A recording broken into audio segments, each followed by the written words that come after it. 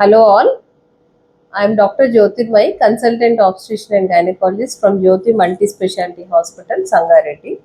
ఈరోజు నేను nutrition in pregnancy అనే టాపిక్ మీద మీతో మాట్లాడాలనుకుంటున్నాను. న్యూట్రిషన్ ఒక ఇంపార్టెన్స్ ఏంటి ప్రెగ్నెన్సీలో అంటే, మనం రైట్ న్యూట్రిషన్ తీసుకుంటే కనుక ఒక healthy baby and happy outcome ఉంటుంది. సో న్యూట్రిషన్ అనేది చాలా చాలా important. Not only medications, nutrition అనేది it plays a very big role in the healthy outcome of the mother and the baby. So nutritional deficiencies like anemia, vitamin deficiencies అన్ని రాకుండా ఉండాలి అంటే మనము రైట్ న్యూట్రిషన్ అనేది తీసుకోవడం అనేది చాలా చాలా ఇంపార్టెంట్. సో ప్రెగ్నెన్సీలో చాలామందికి ప్రెగ్నెన్సీలో ఎలాంటి ఫుడ్ తీసుకోవాలి, ఏం తినాలి, ఏం తినకూడదు అని చాలా డౌట్స్ ఉంటాయి. సో ఇవన్నీ కూడా ఈ డౌట్స్ అన్ని నేను మీకు ఈరోజు క్లియర్ చేస్తాను. సో ప్రెగ్నెన్సీ టెస్ట్ పాజిటివ్ రాగానే పేషెంట్స్ వాళ్ళు చాలా కంగారు పడిపోవడము, ఏం ఫుడ్ తీసుకోవాలి, ఇది హెల్దీయా, ఇది హెల్దీ కాదా అనేది అంట్లో టెన్షన్ పడిపోతూ ఉంటారు. సో ప్రెగ్నెన్సీ టెస్ట్ పాజిటివ్ వస్తే ఫస్ట్ 3 monthsలో చాలా మందికి వామిటింగ్స్ అనేవి చాలా ఎక్కువగా ఉంటాయి. వామిటింగ్స్ లేకున్నా కూడా నాజియా అంటే వామిటింగ్ సెన్సేషన్తో కూడా చాలా మంది ఇబ్బంది పడుతూ ఉంటారు. సో ఇలాంటి పేషెంట్స్ ఏంటంటే ఏం తినడానికి ఇష్టపడరు. ఈవెన్ కొంతమందికి అయితే వాటర్ తాగితే కూడా చాలా వామిటింగ్స్ అయిపోతూ ఉంటాయి.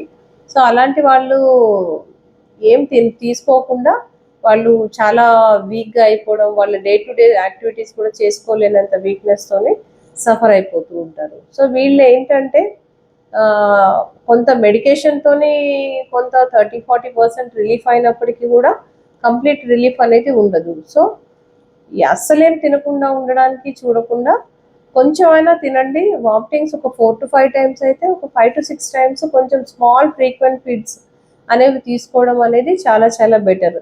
అలా స్మాల్ ఫ్రీక్వెంట్ ఫీడ్స్ తీసుకోవడం వల్ల ఏంటంటే ఎంతో కొంత ఒక 20% అన్న స్టమక్లో రీటైన్ అయ్యి ఎనర్జీ లాస్ అవ్వకుండా, డీహైడ్రేట్ అవ్వకుండా ఉండే ఛాన్సెస్ ఉంటాయి. సో ప్రెగ్నెన్సీ కన్ఫర్మ్ అవ్వగానే ఫ్యామిలీ మెంబర్స్ అందరూ ఫోర్స్డ్ ఫీడింగ్ అనేది స్టార్ట్ చేసేస్తూ ఉంటారు.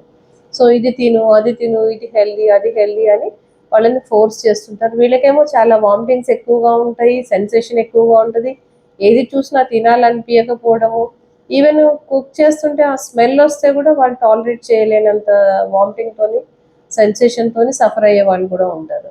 సో అలాంటి వాళ్ళని మనం ఫోర్స్ఫుల్గా ఏమీ ఫీడ్ చేయలేకపోతుంటాము. సో ఫస్ట్ 3 monthsలో ఏంటంటే ఎక్కువ వెయిట్ గెయిన్ అవ్వాలని ఏం టెన్షన్ పెట్టుకోవాల్సిన అవసరం లేదు. మీరు వెయిట్ గెయిన్ అవ్వకపోయినా పర్వాలేదు ఫస్ట్ 3 monthsలో. ఇంకా కొంతమంది చాలా సివియర్ వామిటింగ్స్ ఉండటం వల్ల 1 to 2 kgs వెయిట్ లాస్ కూడా అవుతుంటారు. ఒకవేళ ఒబేస్గా ఉన్న వాళ్ళైతే వెయిట్ లాస్ అయితే కూడా ఈ టైంలో ఒక 3 to 4 kgs మంచిదే, అది దానివల్ల ఇబ్బంది ఏమీ ఉండదు.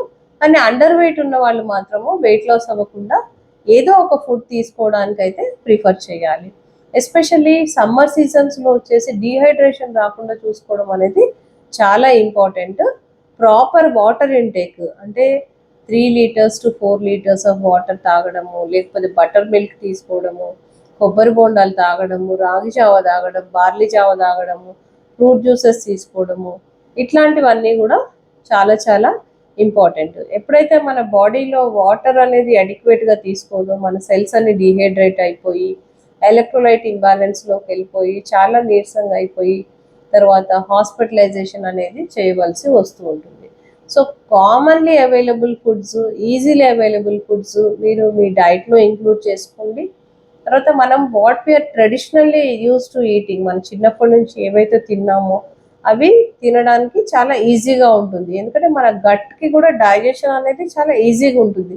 సో కొత్త కొత్త ఫుడ్స్ ప్రెగ్నెన్సీలో ఫస్ట్ 3 monthsలో యాడ్ చేస్తే వాటితోని తినడానికి కష్టంగా ఫీల్ అవుతారు. తర్వాత డైజెస్టివ్ సిస్టమ్ కూడా అవి అలవాటు ఉండవు కాబట్టి డైజెషన్ ప్రాబ్లమ్స్ కూడా వస్తాయి అన్నమాట. So try to avoid high sugar foods, తర్వాత డీప్ ఫ్రైడ్ ఫుడ్స్, తర్వాత హై సాల్ట్ ఫుడ్స్, తర్వాత రెస్టారెంట్ ఫుడ్స్ కూడా మీరు అవాయిడ్ చేయాలి. తర్వాత చైనీస్ స్టైల్ ఆఫ్ కుకింగ్ అన్నిట్లో కూడా అజినోమోటో అనే టేస్ట్ మేకర్ యాడ్ చేస్తారు. అది it is very very harmful to the mother and the baby. So బయట ప్రిపేర్ చేసే ఫుడ్స్ అన్నీ కూడా అవాయిడ్ చేసేసి home made foods, freshly made foods తినడమే చాలా చాలా బెటర్. సో మన ఇంట్లో ప్రిపేర్ చేసుకునే ఇడ్లీ, దోశ, ఉప్మా, చపాతీ, ఇలాంటి కిచిడి, కినోవా ఇలాంటివి తినడం వల్ల ఏంటంటే మనకి అలవాటు ఉన్న ఫుడ్స్ మనం ఈజీగా చేసుకోగలుగుతాం కాబట్టి అవి తినడం వల్ల మనకి రైట్ అమౌంట్ ఆఫ్ ప్రోటీన్, తర్వాత కార్బోహైడ్రేట్ ఇవన్నీ కూడా మనకి ప్రాపర్గానే అందుతాయి. So coming to mid day snack between 11 to 12, me breakfast 8 to 9:30 లోపల ఫినిష్ చేయండి. ఆఫ్టర్ 2 hours ఒక చిన్న స్నాక్ని మీరు పెట్టుకోండి బిట్వీన్ 11 to 12. ఆ స్నాక్లో మీరు you can take a fruit, ఒక బనానా కానీ, ఒక యాపిల్ కానీ, లేకపోతే డ్రై నట్స్ నైట్ సోక్ చేసుకొని ఒక 8 to 10 ఆల్మండ్స్, ఒక 5 to 6 క్యాషు, పిస్తాచియో, తర్వాత ఒక 3 to 4 డేట్స్, ఒక అంజీర్, musk melon seeds, water melon seeds, pumpkin seeds 1 spoon, ఇవన్నీ కూడా నైట్ సోక్ చేసుకొని పెట్టుకొని మీరు మిడ్ డే స్నాక్ లాగా ఇవి తీసుకోవచ్చు. సీజనల్ ఫ్రూట్స్ ఏవైనా కూడా మీరు ఇంక్లూడ్ చేసుకోవచ్చు. తర్వాత కమింగ్ టు లంచ్లో ఏంటంటే మీ ప్లేట్లో 50% of the plate should be vegetables. So vegetables consumption అనేది చాలా చాలా ఇంపార్టెంట్. మీరు ఫ్రైడ్ వెజిటేబుల్స్ కాదు, either you can steam your vegetables or you can cook your vegetables under slow heat. ఎక్కువ ఆయిలీ, ఎక్కువ సాల్టీ అట్లా లేకుండా మీరు లైట్ ఆయిల్తో కుక్ చేసిన వెజిటేబుల్స్ని ప్లేట్లో 50% మీరు కన్జ్యూమ్ చేయటం వల్ల మీకు కాన్స్టిపేషన్ ప్రాబ్లమ్స్, డైజెషన్ ఇష్యూస్ అనేవి అస్సలు ఉండవు. So rest of the plate వచ్చేసి ఒక 30% ఆఫ్ ప్రోటీన్, ఒక 20% carbohydrate.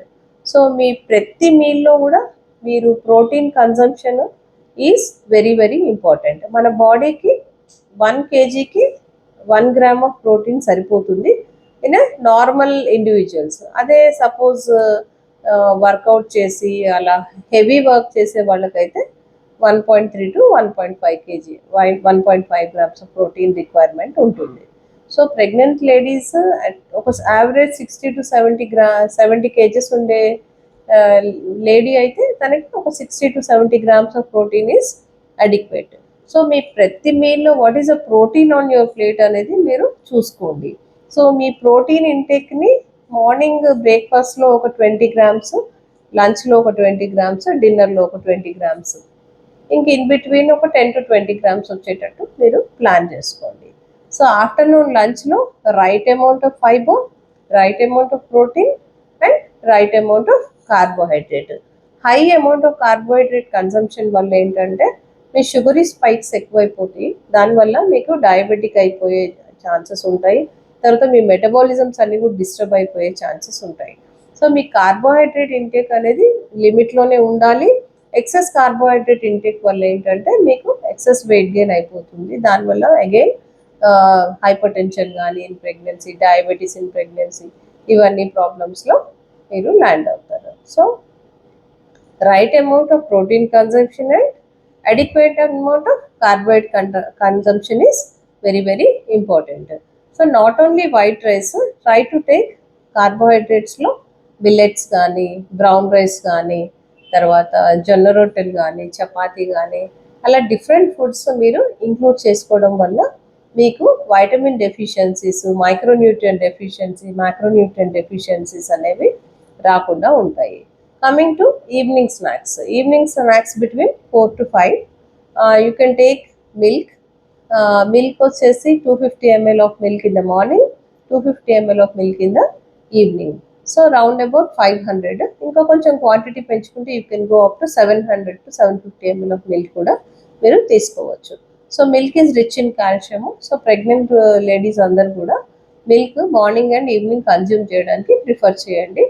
Try to avoid too much of teas and coffees. Coffee and teas is not good at all.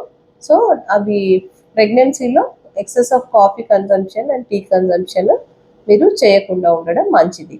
So దీంతో పాటు మీరు సీజనల్ ఫ్రూట్స్, ఆ సీజన్లో ఏం ఫ్రూట్స్ అవైలబుల్గా ఉంటే మీరు ఆ ఫ్రూట్స్ని మీ డైట్లో ఇంక్లూడ్ చేసుకోవడానికి ప్రిఫర్ చేయండి. You can take one banana, take one apple, or grapes, or oranges, or whatever, dragon fruits, kiwi fruit. A fruits అన్నా మీరు ఒక 2 to 3 వెరైటీస్ ఆఫ్ ఫ్రూట్స్ని మీ డైట్లో ఎవ్రీడే ఇంక్లూడ్ చేసుకోండి. సో ఇంకా రా అంటే రా ఫుడ్స్ కన్నా కూడా మీరు కుక్డ్ ఫుడ్స్ని ప్రిఫర్ చేయండి. ఇంకొకటి ఏంటంటే డిన్నర్కి వచ్చేటప్పటికి డిన్నర్లో ఏంటంటే మీరు లెస్ అమౌంట్ ఆఫ్ కార్బోహైడ్రేట్ తీసుకోవడం మంచిది. మీ డిన్నర్ని అర్లీ డిన్నర్గా ప్లాన్ చేసుకోండి. తర్వాత dinner should be very light. Carbohydrate intake తక్కువగా ఉండాలి, ప్రోటీన్ ఇంటేక్ అడిక్వేట్గా ఉండాలి. ఆఫ్టర్ డిన్నర్ మీరు ఒక లైట్ వాక్, ఒక 20 minutes ఆఫ్ స్మాల్ ఎక్సర్సైజ్, చిన్న వాకింగ్ లాంటిది కానీ అలాంటిది ప్లాన్ చేసుకోండి. సో మీరు రెగ్యులర్గా ఒక హ్యాబిట్ కింద డిన్నర్ అనేది అర్లీగా క్లోజ్ చేయడము, డిన్నర్ అనేది లైట్గా పెట్టుకోవడం అనేది మీకు హెల్దీ బేబీని, హెల్దీ స్లీప్ని కూడా ఇస్తుంది అనమాట. సో ఆఫ్టర్ డిన్నర్ ఒక 20 minutes ఆఫ్ వాకింగ్ తర్వాత మీరు నైట్ పడుకునేటప్పుడు ఒక కంపల్సరీ ఒక గ్లాస్ ఆఫ్ మిల్క్ కానీ లేకపోతే ఒక గ్లాస్ ఆఫ్ బటర్ మిల్క్ కానీ తీసుకోండి. తర్వాత before going to bed compulsory మీ బ్లాడర్ని ఎంటీ చేసి వాష్రూమ్కి వెళ్ళిన తర్వాతనే పడుకోండి. బికాస్ బ్లాడర్ స్టోర్ అయి ఉన్న యూరిన్లో ఇన్ఫెక్షన్స్ అనేది వచ్చే ఛాన్సెస్ అనేవి ఎక్కువగా ఉంటాయి. సో మీ డైట్ని మీరు ఇట్లా హెల్దీగా ప్లాన్ చేసుకోవడం వల్ల మీకు ఒక హెల్దీ అవుట్కమ్ అనేది ఉంటుంది. మీకు న్యూట్రిషనల్ డెఫిషియన్సీస్, ఐరన్ డెఫిషియన్సీ కానీ కాల్షియం డెఫిషియన్సీ కానీ ఏమీ ఉండదు. ఇంకోటి ఏంటంటే ఫ్లాక్ సీడ్స్ని కూడా మీ డైట్లో ఇంక్లూడ్ చేసుకోవాలి. ఫ్లాక్ సీడ్స్, తర్వాత చియా సీడ్స్ని మనం సోక్ చేసుకొని ఒక spoon of chia seeds everyday you can mix it in the salads కానీ లేకపోతే జ్యూసెస్లో కానీ మిక్స్ చేసుకొని తీసుకోవడం వల్ల ఒమేగా 3 ఫ్యాటీ యాసిడ్స్ ప్రాపర్గా అందటం వల్ల బేబీ బ్రెయిన్ అనేది హెల్దీగా డెవలప్ అయ్యి ఒక ఇంటెలిజెంట్ బేబీస్ కూడా పుట్టే ఛాన్సెస్ ఉంటాయి. సో ఈ రకంగా మీరు డైట్ ప్లాన్ చేసుకోవడం వల్ల మీకు ఎలాంటి న్యూట్రిషనల్ డెఫిషియన్సీస్ అనేవి ఉండవు. మీకు ఒక హెల్దీ బేబీ అండ్ హెల్దీ ప్రెగ్నెన్సీలో మీకు చాలా యూస్ఫుల్గా ఉంటుంది. ఈ వీడియో మీకు నచ్చినట్లయితే kindly share and subscribe and like. Thank you.